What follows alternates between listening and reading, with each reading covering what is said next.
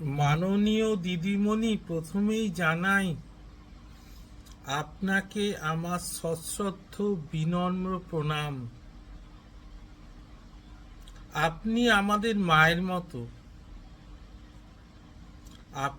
আমরা আপনার সন্তান।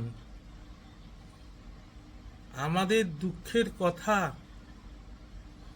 মাকে ছাড়া কাকে বলবো?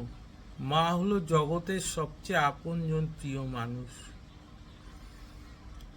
দিদিমণি, জিনিসপত্রের বাজারে অগ্নিমূল্য।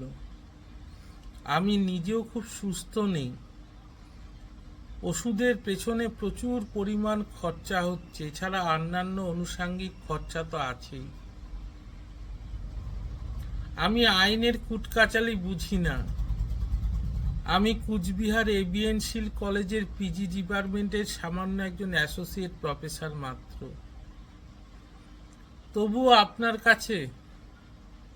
আপনার কাছে করজোড়ে বিনীত অনুরোধ,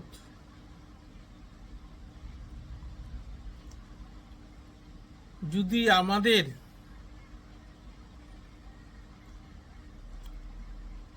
কিছু আর্থিক সুরাহা হয়, এইসব আইনের কুটকাচালির না, আমি আপনার কাছে প্রার্থনা করছি। আমি বুঝি না। যদি আমাদের কিছু আর্থিক সুরাহা হয়, তাহলে দিদিমণি আমরা আপনার কাছে চিরকৃতজ্ঞ থাকবো।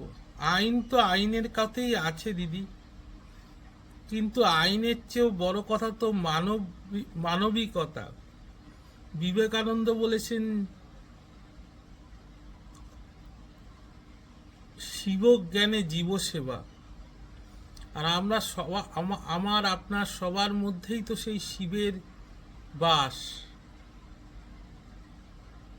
তাই তো আপনাকে করজোড়ে মিনতি দিদিমণি, আমাদের রক্ষা করুন।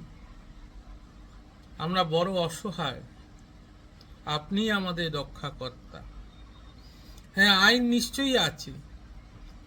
নিশ্চয়ই আছে। বিচার ব্যবস্থা গণতন্ত্রের একটা অন্যতম প্রধান স্তম্ভ, কিন্তু তারপরেও আছে মানবিকতা, আর তার উপরেও আছে মা।